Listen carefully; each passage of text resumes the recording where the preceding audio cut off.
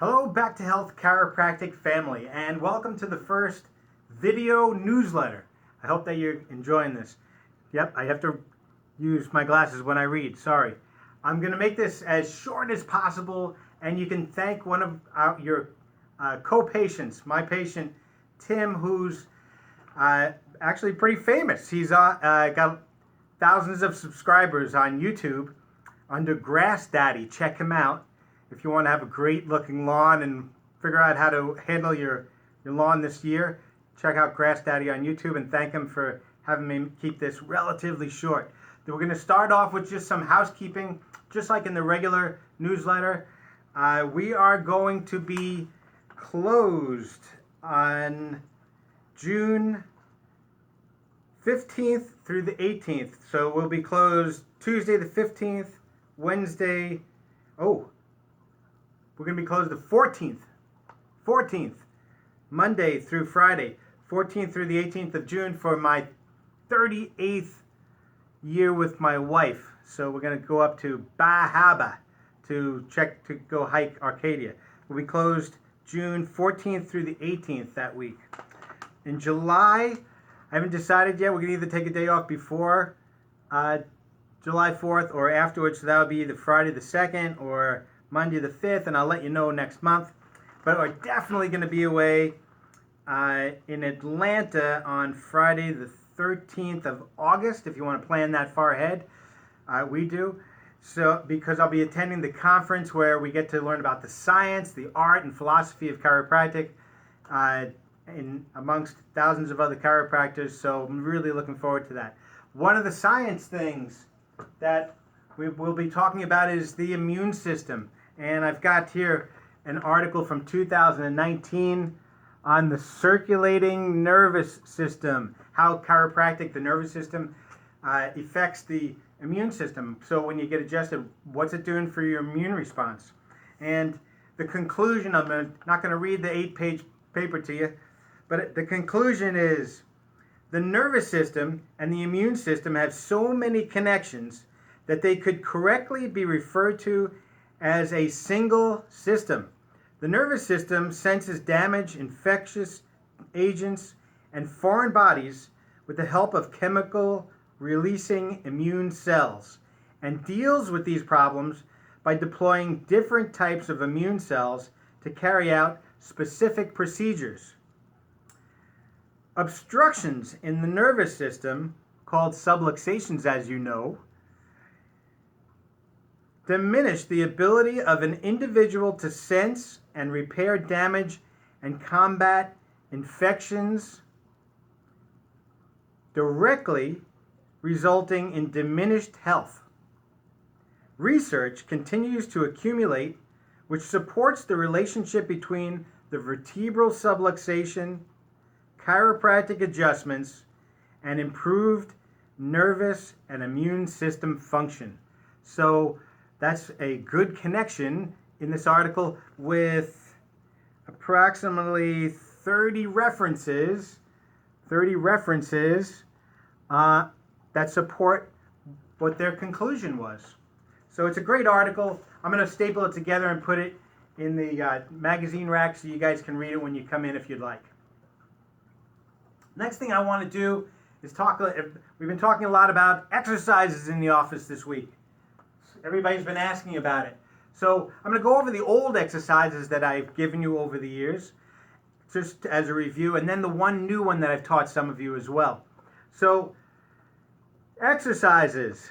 When you're doing your neck exercises, right? 5 seconds, left, 5 seconds. These can be done at a red light. They only take 30 seconds, 5, 10, 15, 20, 25, 30 seconds total. So right, left, forward, 5 seconds, back 5 seconds, ear to shoulder, not shoulder to ear, ear to shoulder, ear to shoulder. You should be able to get pretty far, and back to center. The new exercise that I've been giving to people, let's go over the low back. Low back also. I'll get the hang of these videos yet. The first one is knee to chest, laying in bed. These take a minute and a half. Bring one knee to your chest at a time. It stretches your hamstrings and hips. Then do bottoms up. Bend your knees, bring your bottom up off the table, off your bed in the morning, and it'll actually strengthen your lower back. And then Kegels. Kegels is basically knees up, and you're going to crunch forward, tighten your pelvis and your stomach. 3 times, 5 seconds. Okay, the new one that everybody seems to want to learn. Everybody's at computers these days. They're sitting at their desk. So we're all kind of hunched forward in this position. We want to reverse that 3 times a day.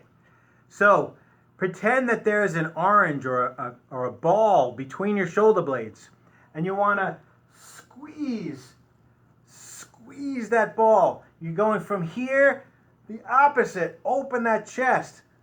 Squeeze the ball in between your shoulder blades, but don't just squeeze it this way. We're also going to bring the head back and restore that curve in the neck. 1, 2, 3, 4, 5, and relax. 3 times a day. 3 times a day. Don't overdo it. You're going to get sore and you're going to blame me for it. Don't do that. So, shoulders back, head back. 1, 2, 3, 4, 5. See what we're doing? We're reversing that bad posture. So we're going from here to strengthening the muscles to keep us in a good neutral position where your ear is over the top of your shoulder, and you're going to stay a lot healthier. All right. Those are the exercises. One more thing everybody's been asking about is how to set up your workstation when you're at home. So here's how you do it. You're going to make sure you're sitting. We're going to use a formula. 90, 90, 90, straight ahead, 2 inches. 90, 90, 90, straight ahead, 2 inches. Watch. So first thing you do is set up your chair. And you should make sure that the knees are at 90 degrees. This isn't 90 degrees. That's 90 degrees. See, 90 degrees now. So I'm at the right height. 90 degrees at the waist. So you want to make sure that the back of your chair is supporting you. And pull it in and sit so that your back is 90 degrees to your thighs. Your keyboard, put your elbows at 90 degrees. And your keyboard should be right there, so keeping your elbows at 90 degrees. This, if your keyboard's too high, carpal tunnel. If your keyboard's too low, you're going to wind up with neck and shoulder problems. So 90 degrees. 90 at the knees, 90 at the waist, 90 degrees at the elbows. Straight ahead. Your monitor should always be straight ahead, straight in front of you. Shouldn't be off to one side as you're working. And then the top of the monitor should be 2 inches above your eyes when you start. If your monitor is down here and your eyes, and as the day goes on you get tired, your head is going to tip forward into the middle of the screen. But if you start up here with the monitor 2 inches above your eyes, as you get tired, you'll track into the center, and it's going to maintain the curve of your neck. So again, 90 degrees at the knees, 90 degrees at the waist, supported with the back of your chair, 90 degrees at the elbows, straight ahead your monitor, and 2 inches, start with the 2 inches above, so when you get tired, it won't hurt your neck. All right, that's how to set up your workstation. We always end the newsletter with something funny.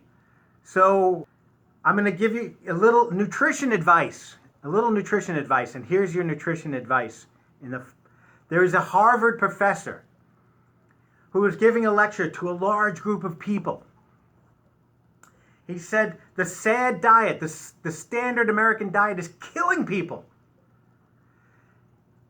People are eating too much fat and it's causing coronary artery disease. People are starting to eat too much sugar and it's causing diabetes. They're eating GMOs and it's ruining their cells. He says, but there's one food that most people will eat that's going to kill the most number of people. Does anybody know what that is?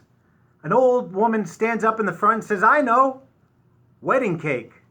Have a great month of June. See you guys.